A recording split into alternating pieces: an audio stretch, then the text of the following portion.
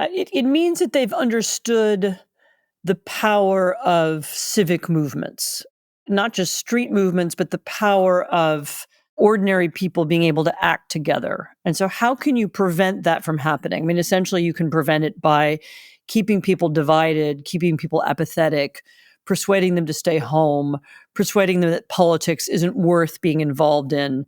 The question is, what kind of propaganda can do that? What you're about to hear is the English version of a Globo episode featuring journalist Anne Applebaum. Since Applebaum does not speak Italian, we've created two versions of this episode, this original in English and a dubbed version in Italian. If you prefer the dubbed version in Italian, you can find it on Il Post app and on all podcast platforms, as usual. What follows is the English version. Anne Applebaum is an American journalist who has spent decades working and studying in Eastern Europe from Russia to Poland.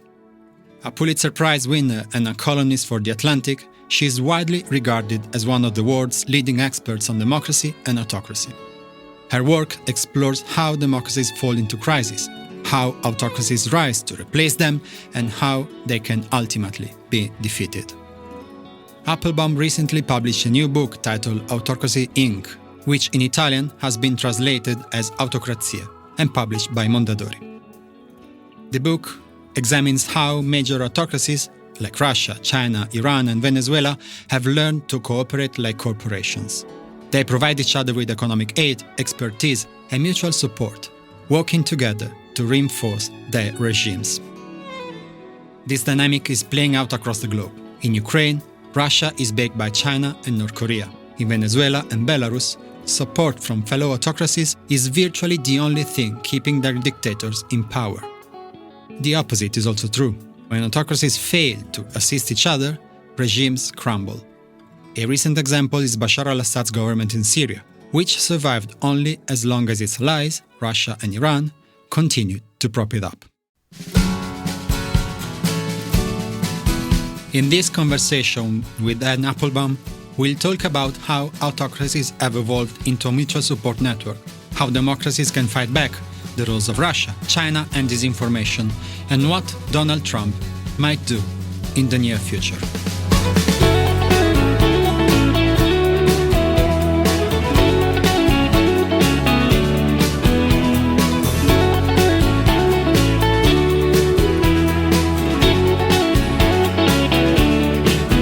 Anne Applebaum, welcome to Globo. Thank you. Nice to be here.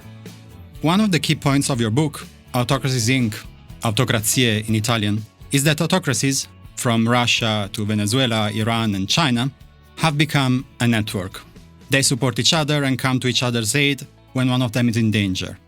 Could you tell us more about this network of autocracies and how such different governments with seemingly different goals have come to form this network? So yes, you begin with an important point, namely that we're talking about a group of countries who do not share the same ideology. We're talking about nationalist Russia and communist China and theocratic Iran and Bolivarian socialist Venezuela and Cuba and Nicaragua. And they don't have a similar set of goals, the same aesthetic. Some of them are one-party states. Some of them are run by a single person.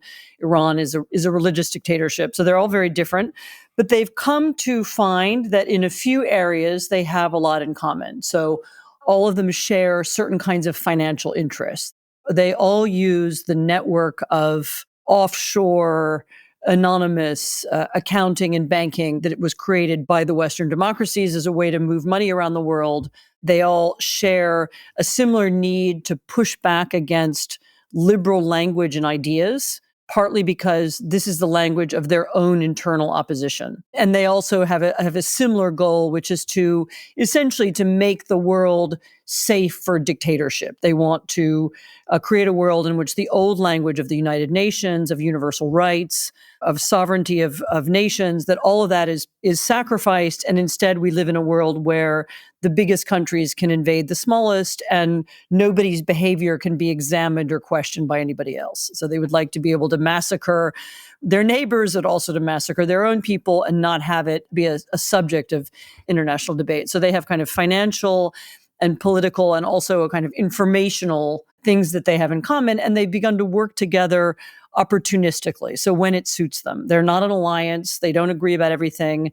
There isn't like a room where they all meet and agree things. But when they find they have interests in common, they act together. The network of autocracies involves very different countries, as we said, but all of them use more or less the same playbook. From Vladimir Putin in Russia to Nicolas Maduro in Venezuela, they all use similar tactics to suppress democracy and hold onto power. Could you explain what the main rules of the shared playbook of autocracies are?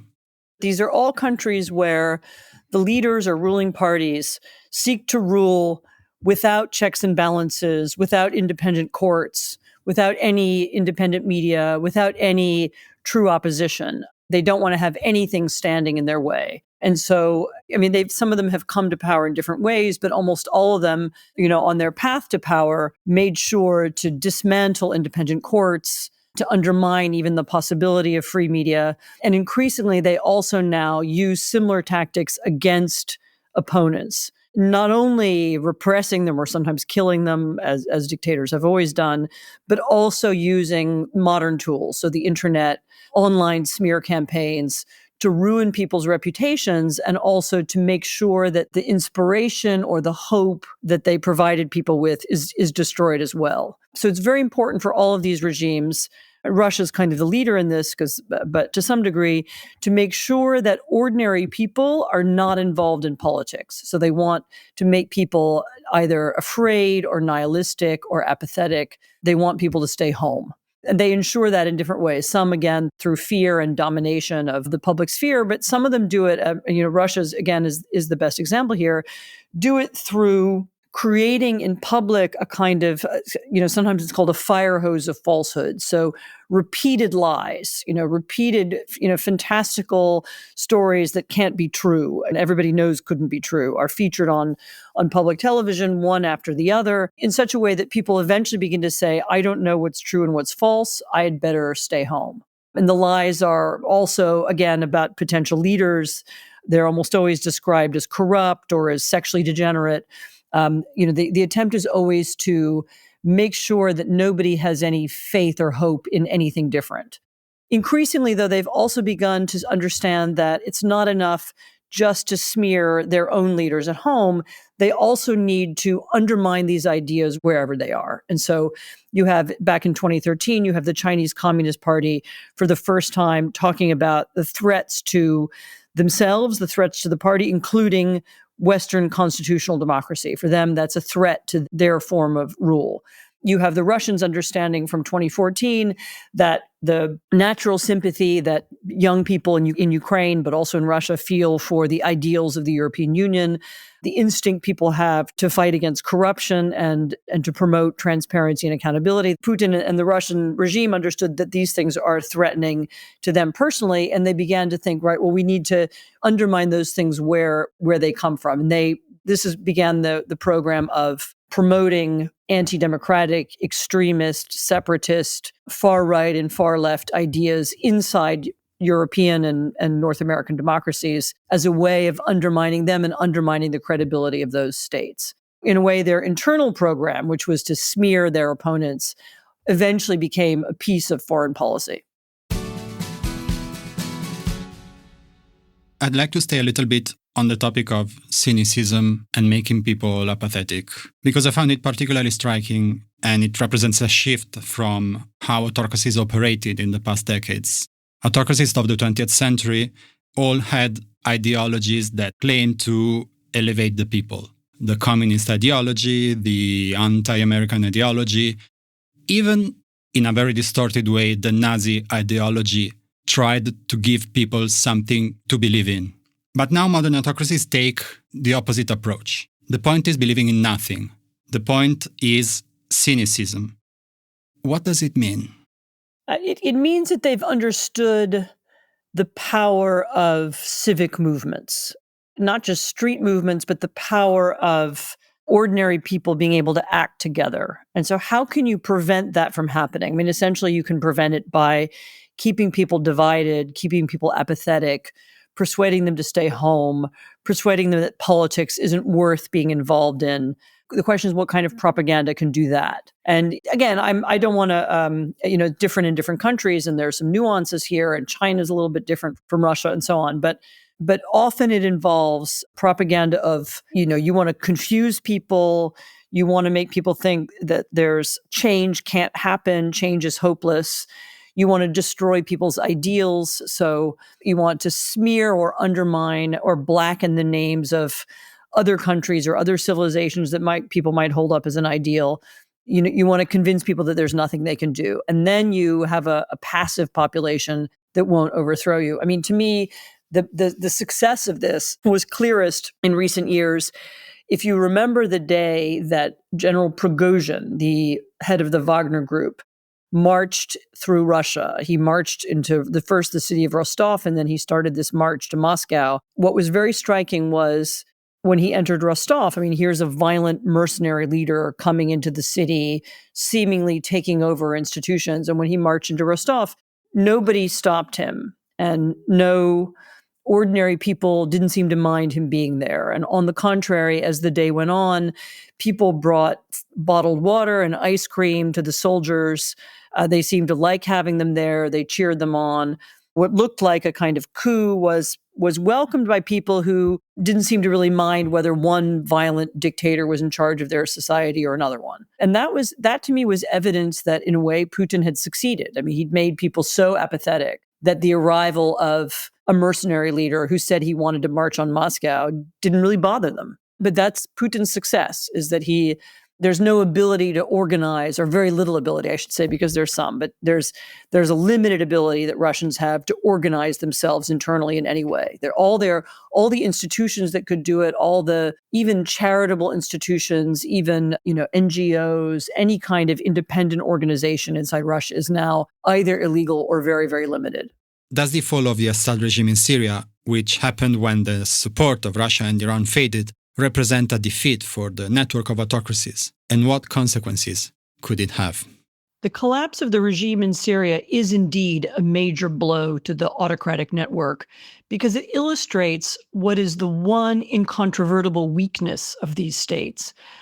All of their supporters, the army, the secret police, the security forces of different kinds, are also members of the population. And when the country begins to experience poverty, and when repression goes so far and so deep as it did in Syria and as it does in so many of these other states, the supporters of the regime also feel it, and their families and their friends and their neighbors.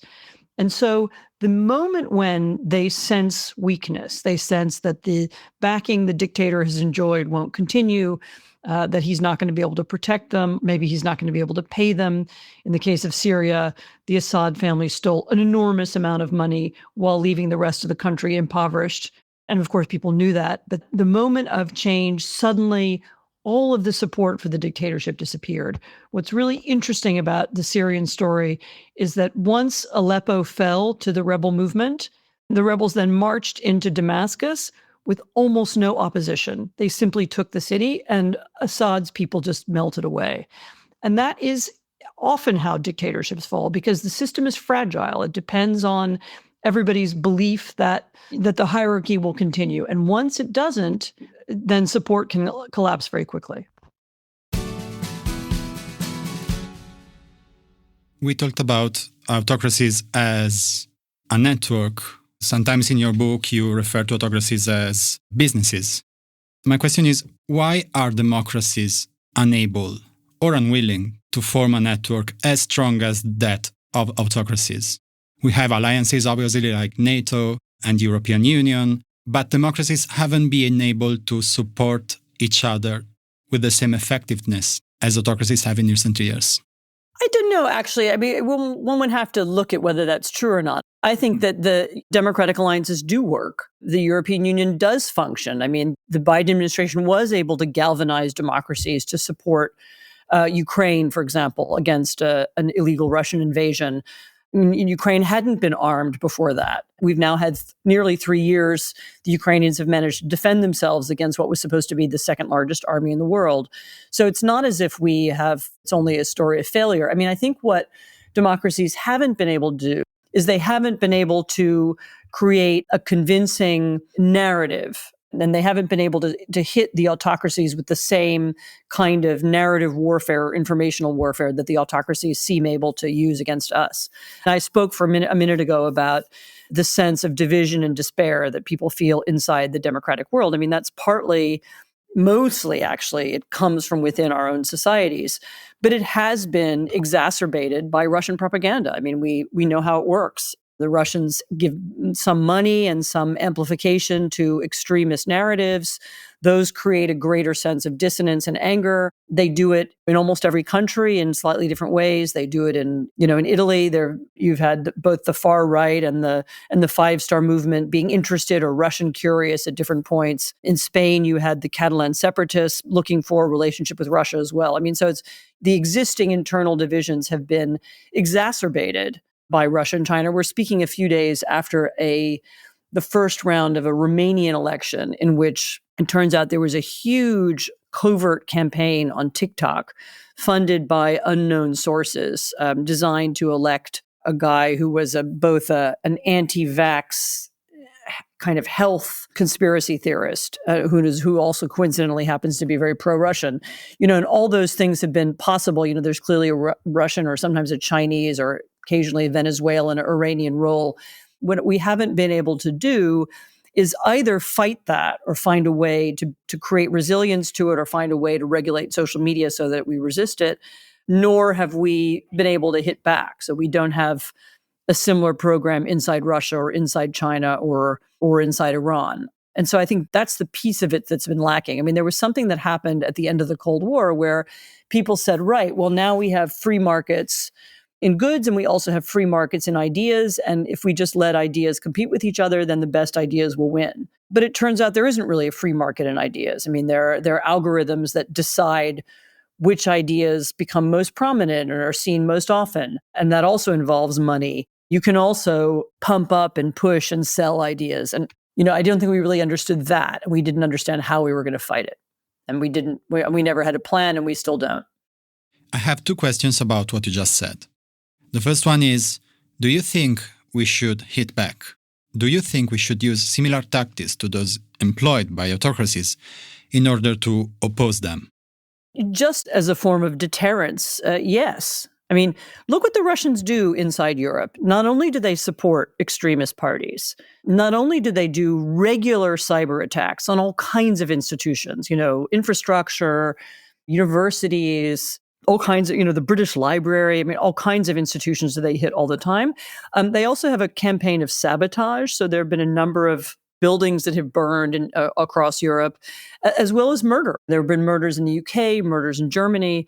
They have a program that is designed to disorient and undermine us, and we don't have a deterrent, so we are not doing the same to them. And yeah, I do think thinking along those lines is something we got out of the habit of doing during the Cold War would help us a lot. Right now, it's a one-way contest. And my second question is, how do you create an effective narrative for democracies? Because during the Cold War, there were two opposing narratives, two opposing ideologies, and you had to convince the people that your ideology was better. But now you're opposing cynicism and apathy.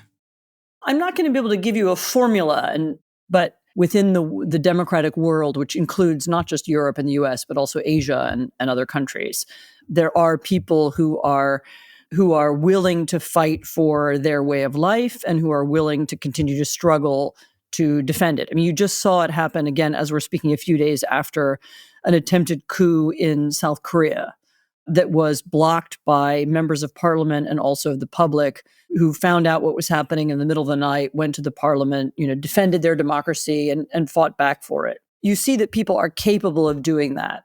And it may just be that it's been a long time since Europeans experienced what it feels like to live in an autocratic political system. It's been a long time since people experienced loss of rights. And it may be that as the threat grows, people become galvanized and they understand what they have to fight for. I mean, also, to be clear, I'm not arguing that everything about the European Union is perfect or that all United States policy is good.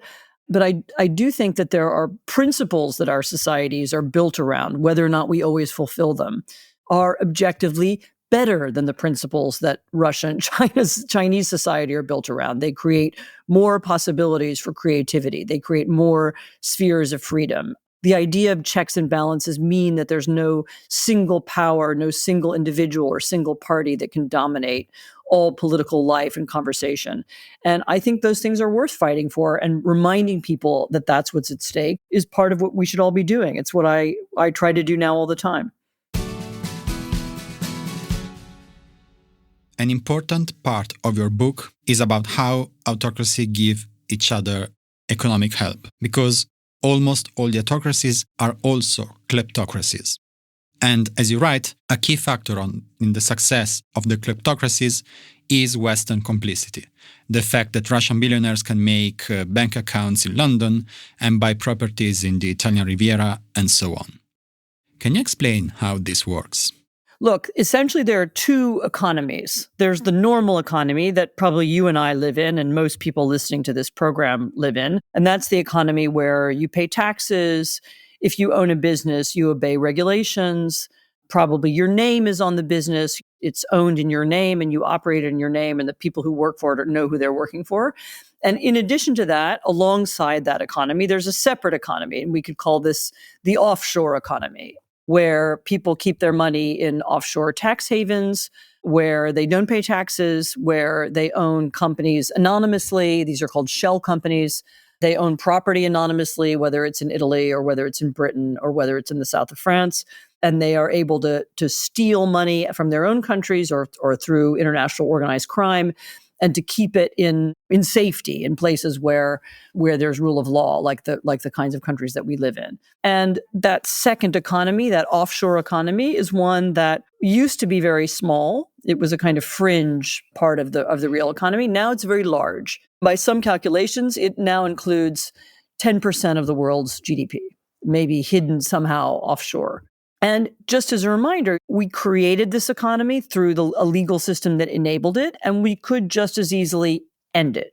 I mean, we could shut it down, change the law, make it illegal to keep your money in tax havens like this if you're a citizen of Europe, make it impossible to use an anonymous company inside the EU or inside the democratic world, make it impossible to own property anonymously. I mean, why should a house on Lake Como be owned anonymously by a company we don't know who the real owner is? I mean, that's ridiculous. If someone walked into your recording studio right now with a mask on and started shouting and said, "Pay attention to me," you'd say, "Well, all right, I'll pay attention to you, but first take your mask off." In normal political debate and in the normal economy, we don't deal with people wearing masks or people who are hidden. And I don't see why we should in the internet world or in the economic world either.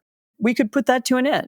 I really think we're now at a moment of a kind of emergency. I mean, unfortunately, one of the truths about this offshore economy is that people don't see it and they don't feel it and they don't necessarily know it's there. And that's one of the reasons it's lasted so long. But I think the more we talk about it and the more we demand that it come to an end, the more people begin to understand its side effects. Why did we allow it to grow? I mean, obviously people were making a lot of money out of it. Why does it still exist? Because the business communities who benefit from it lobby in its favor. I mean, I've spent a lot of time talking to an American senator called Sheldon Whitehouse, who has sponsored a lot of legislation designed to end the practice of anonymity in company law. And he's made some progress, actually. It's harder now than it used to be in the US, and there's probably going to be some kind of register of companies, so all companies, somebody knows who owns them. But he said to me, even ordinary business organizations have sometimes been persuaded by their members to lobby in favor of anonymity because people are making money out of it. It's something that doesn't serve ordinary people. It doesn't serve democracy. We should put an end to it. Speaking in general about the Autocracy Network and Autocracy Inc., how important is China in all this? Because China, being the second economy in the world, is clearly the richest and most influential of the autocracies, but it also seems, at least to me, that its ideological influence is crucial. Correct me if I'm wrong, but it seems that the autocratic playbook we've been discussing so far closely resembles the model China has developed in recent decades. A model where every relationship is transactional, where the system of rules we build after World War II is directly targeted, where the Western narrative of human rights is rejected. So my question is, could Autocracy Inc. even exist without China? So China clearly is the economic powerhouse of that community. And if you look at how China behaves, it's Chinese investment in other smaller, weaker autocracies that keeps many of them afloat. Certainly in Africa, you can point to a number of countries whose leaderships might have failed a long time ago had it not been for Chinese financial support. I mean, you can say the same thing. It's one of the factors that keeps the Venezuelan regime in power. We talked about them before as big Chinese investment in these kind of quasi-state, quasi-private Venezuelan companies that are closely affiliated with the regime. They've made investments that are often designed maybe not even with that original purpose, but with the effect of keeping autocracies in power. So the Chinese provide the money, Russians provide the mercenaries, Cubans provide the secret police systems and advice. And it moves on. China also has a very big role inside international institutions. China has made a huge effort to begin to rewrite language, to take out principles of universal human rights, to replace them with other ideas, to erase the idea that there's anything shared or anything in common, or that any country has the ability to monitor or observe or criticize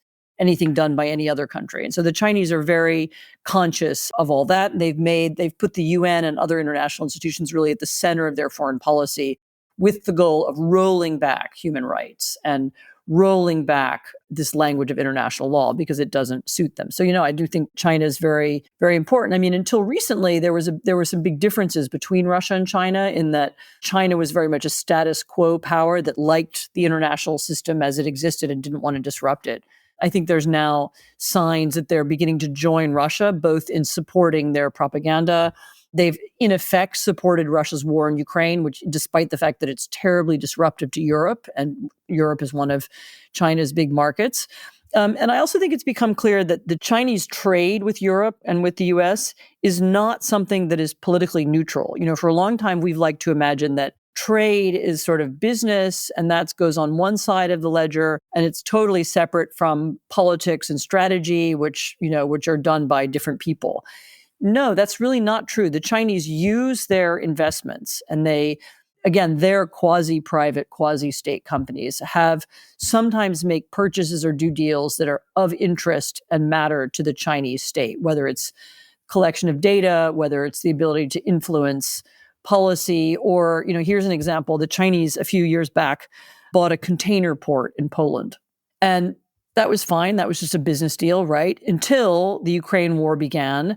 And suddenly everybody realized that that port couldn't be used to ship material, whether arms or goods or anything else, to Ukraine, because all that knowledge, the information of what was going to Ukraine would go through Chinese bureaucracy and would then be made available to Russia. So it turns out that these port investments have strategic significance, and the Chinese have made a lot of. They look for strategic investments around the world, and pretending that these have no political implication, I think, is wrong. And I think people have finally belatedly begun to understand that the Chinese they use trade and they use their economic influence also to obtain information as well as maybe political influence down the line. You lived in an European country, Poland, that became more autocratic over time, where the leader of the ruling party gradually usurped more and more power, eliminating checks and balances. Poland, at the end, didn't become an autocracy. Last year there were elections, and the democratic candidate, Donald Tusk, won. But can you use the example of Poland to describe what are the warning signs, the signs of autocracy that we should be particularly aware of? So first of all, to be clear, Poland never became an autocracy. There was some free press, there was an independent opposition. It was not Russia. So it's not as if it was ever a dictatorship. So to make that clear. But it's true that in 2015, when the Law and Justice Party was elected to run the country, they began a program that started with taking over the judiciary and politicizing the judges.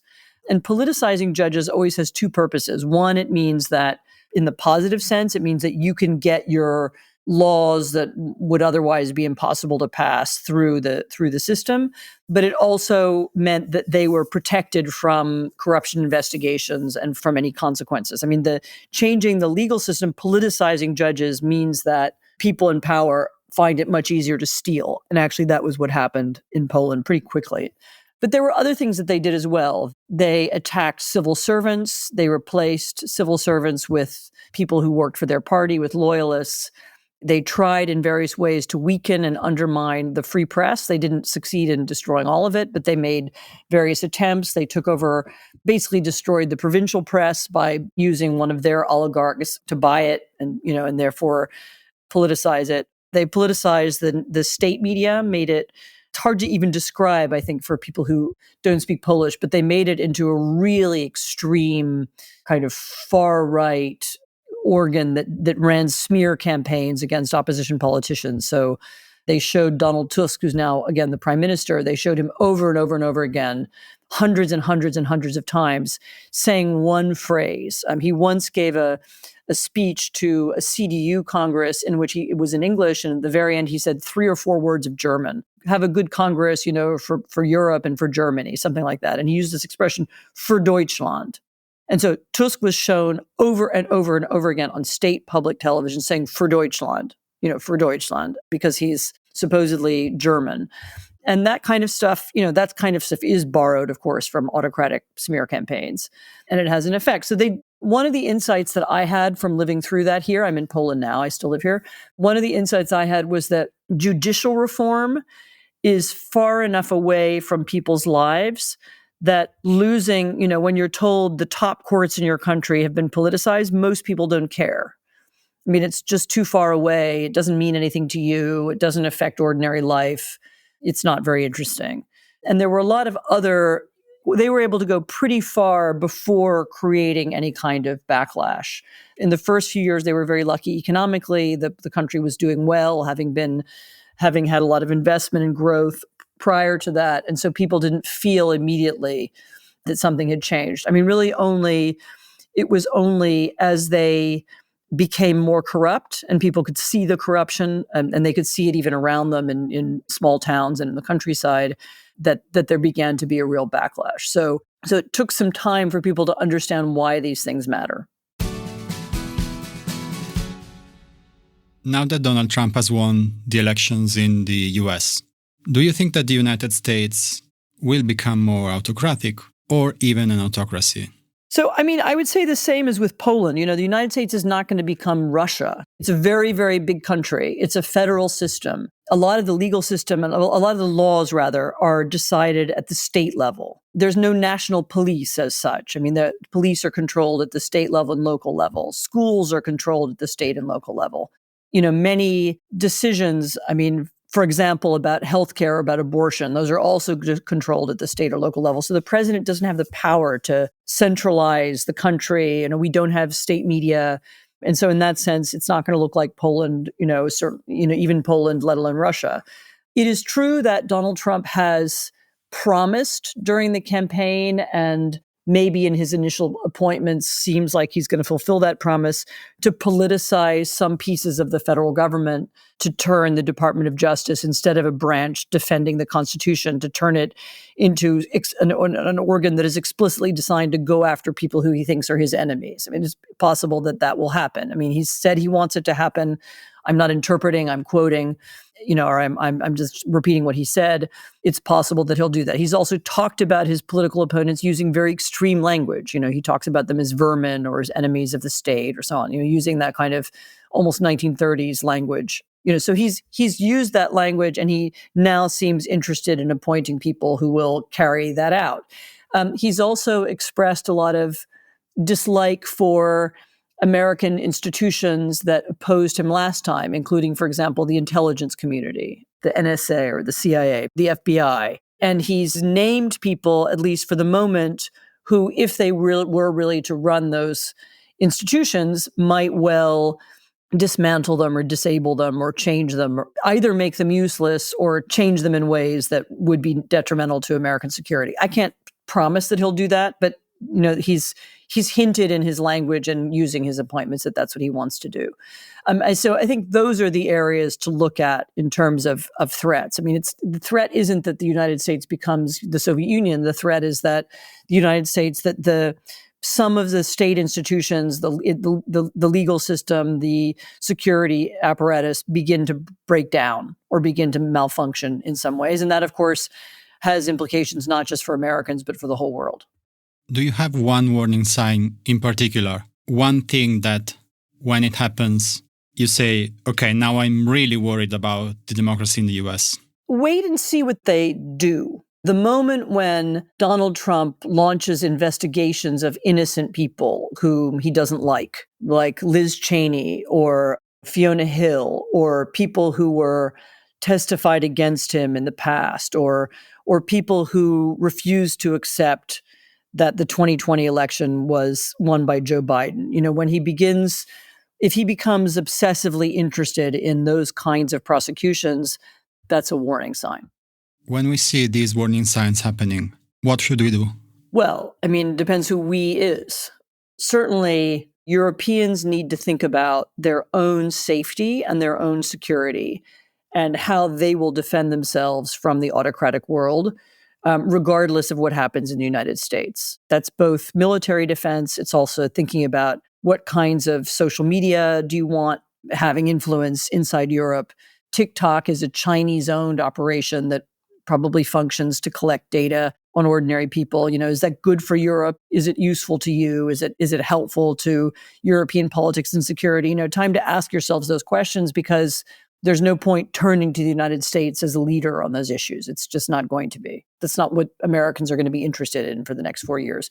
The same, of course, is true for European military defense. It really is now really past the moment when Europe should be thinking about leading itself. Also, if there are, in the sphere of kleptocracy, the sphere that we already talked about, I mean, if Europeans don't want the world of offshore money and stolen money and anonymous companies to affect their economy and their politics, it's going to be up to Europeans to stop it, because I don't think leadership will come from the US right now. Maybe someday in the future, but not right now. So all those things, strengthening democracy, increasing resilience, increasing both the resilience of our ideas, but also literally the defense of our territory, all those things are really now up to Europe to do itself. What Americans should do is a slightly different argument.